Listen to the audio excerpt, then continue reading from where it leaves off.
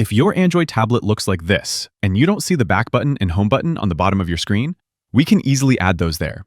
And to get there, here's how you navigate without the buttons. Swipe inwards from the edge of your screen to go back one step. Swipe up from the bottom of your screen to exit an app and return to the home screen. Now that you can navigate your tablet, let's add the buttons back. We'll go to Settings, and from there, scroll to Display on the left side. In the display settings, you'll go to Navigation Bar or Navigation Mode, and you can choose between the button layout or the swipe gestures. You'll see when I switch this to the button option, the buttons immediately appear on the bottom of my screen.